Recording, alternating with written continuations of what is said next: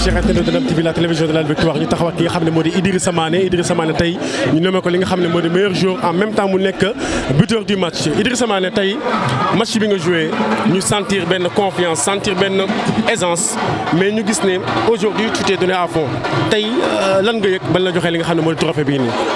voilà d'abord maa ngi sant yàlla bu baax vraiment de remercier dirigeant AJEL.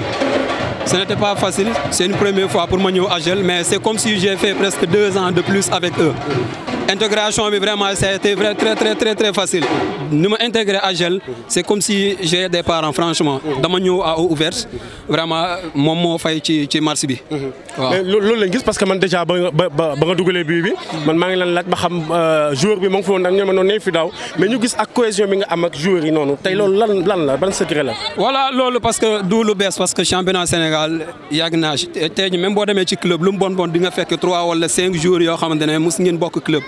donc comme ni ma la ko waxee adaptation ñoom ñoo ma ko may depuis hivernal. j'ai fait presque 4 jours avec eux à Mbour. 5e jour bi laa am décès moo tax bi ma dugalee bii bi noonu vraiment j'ai rendu hommage à mon papa. voilà j'avais perdu. c'est ça déjà man si question boobu laa doon bëgg a ñëw bu ñu nga dugalee bi ñu gis ne ku dugal bi da ngay am mbégte. mais nga dugal ñu sentir ay jooy. non amoon naa pressentiment yi parce que nii laa ñaanoon yàlla. sama premier match dugal. rend hommage ci sama papa te noonu la suñu borom def. loolu yëpp vraiment samay coéquipiers ñoo ma may loolu ndax depuis jour bu ma perte sama papa. presque lu bëri moom moo ma jox courage bi. dem naa Casamance ñëw.